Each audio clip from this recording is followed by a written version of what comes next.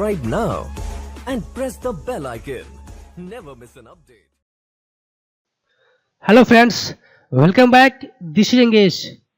आज का हमारा वीडियो सभी कंपनी के एडवाइजर्स के लिए बहुत ही ज़्यादा खास होने वाला है, क्योंकि इस वीडियो में हम एक बहुत ही इंटरेस्टिंग टॉपिक के ऊपर बात करेंगे जिसका नाम है हिस्ट्री ऑफ डायरेक्ट सेलिंग, या यूँ कहें कि डायरेक्ट सेलिंग की शुरुआत कब हुई।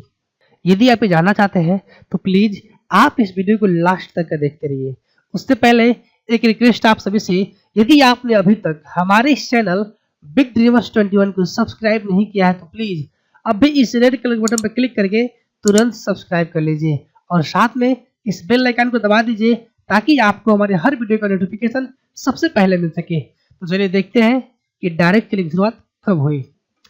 हिस्ट्री ऑफ डायरेक्ट सेलिंग, या यूं कहें हिस्ट्री ऑफ नेटवर्क मार्केटिंग, दोनों एक ही कॉन्सेप्ट है, बस नाम अलग अलग है। सबसे पहले हम देखते हैं कि आखिर इस इतनी खूबसूरत इंडस्ट्री की शुरुआत कब हुई और किसके माध्यम से हुई।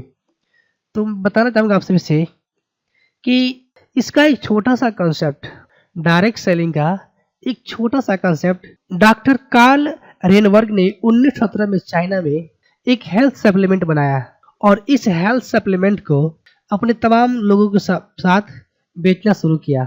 जब उन्होंने बेचना शुरू किया तो ये कुछ समय बाद यानी कि 1929 में अमेरिका चले आए। तो अमेरिका में आकर के इन्होंने एक कंपनी शुरुआत करी जिसका नाम रखा कैलिफोर्निया विटामिन कंपनी।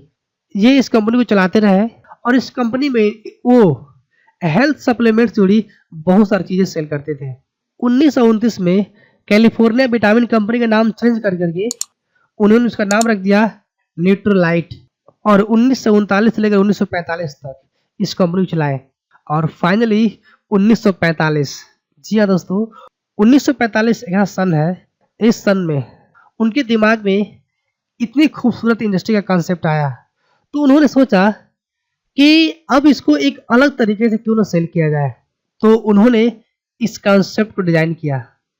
मैन्युफैक्चरर और डायरेक्ट कस्टमर, बीच में जितने माध्यम थे उन सबको बाहर कर दिया और वहीं से शुरुआत हुई नेटवर्क मार्केटिंग की, यूं कहें डायरेक्ट सेलिंग की।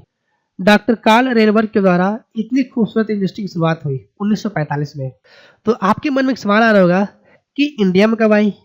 तो बताना चाहूँगा आपसे भी से, इतनी खूबसूरत इंडस्ट्री की शुरुआत इंडिया में सन 1995 में हुई। एक स्वीडन कंपनी आई थी इंडिया में अपने कंसेप्ट को लेकर के और उसी को देख करके जो भी लोग थे आके उन्होंने इस कंसेप्ट को कॉपी किया और काम करना चालू किया। मतलब क्या कि इस डायरेक्ट सेलिंग का यूं कहें नेटवर्क मार्केटिंग की शुरुआत इंडिया में 1995 में हुई और 1995 से लेकर के सन 2015 तक ये इंडस्ट्री बहुत ज़्यादा दिक्कत में थी। सबसे ज़्यादा धोखाधड़ी, सबसे अधिक लूटपाट, सबसे ज़्यादा चीट फंड अगर कहीं हुआ तो वो था नेटवर्क मार्केटिंग इंडस्ट्री। यानी कि 1995 से लेकर सन 2015 तक बहुत ज़्यादा धोखाधड़ी हुआ और इसमें कुछ अच्छी कंपनियां थी और कुछ गलत कंपनियां भी थी। लेकिन एक बात अक्सर आप सुना, कहावत की जाती है गाँव में कि गेहूं के साथ घून भी पिसा जाता है। सेम कहानी था डायरेक्ट सेलिंग का 1995 से लेकर के सन 2015 तक, क्योंकि इसी कोई नियम कानून नहीं थे। और आपको पता होगा जब किसी का नियम कानून नहीं होता है तो वो मनमौजी होता है। तो वैसे ही इस इंडस्ट्री को मनमौजी लूटा गया, पाटा गया। तो जितनी भी अच्छी कंपनियां थी वो सारी ने सोचा कि हम तो अच्छा कर रहे हैं और हमारे लिए कोई गाइडलाइन होना चाहिए। तो उन्होंने सरकार से मांग किया और फाइनली सरकार ने उसको ध्यान रखते हुए 9 सितंबर सन 2016 को इस इंडस्ट्री के लिए गाइडलाइन जारी किया। आपको पता होगा कि जब गाइडलाइन जारी हुई उसके 1 साल के अंदर में ही और 2.5 लाख कंपनियां सस्पेंड कर दी गई। इस समय जो टोटल कुल कंपनियां हैं जो भारत सरकार की गाइडलाइन में काम करती है वो टोटल 387 कंपनियां हैं जो लीगल वे में काम कर रही है। ऐसा नहीं है, धोखाधड़ी आज भी है लेकिन पहले की अपेक्षा कम है। वो आपकी समझ बूझ पर निर्भर करता है। आप हमेशा कोशिश करिए कि किसी भी कंपनी में जाए तो बिना जांच पड़ताल किए ना जाए। जब अच्छे तरीके से आप समझ लें कि ये इंडस्ट्री सही है, कि ये कंपनी सही है, तो ही आप कदम रखें। और 9 सितंबर 2016 के बाद से कंपनी अच्छे तरीके से काम कर रही है कि 21वीं सदी की सबसे ज़बरदस्त इंडस्ट्री है वह है डायरेक्ट सेलिंग। ये इंडस्ट्री सबसे फास्टेस्ट ग्रोइंग बिजनेस भी है। यदि आप इस इंडस्ट्री में अपना भविष्य बनाना चाहते हैं तो सही कंपनी चुनाव करें और सही कंपनी के साथ साथ सही लोगों का चुनाव करें, क्योंकि इससे कंपनी में भविष्य दो ही बातों पर निर्भर करता है, कंपनी अच्छी हो और सीनियर अच्छा हो।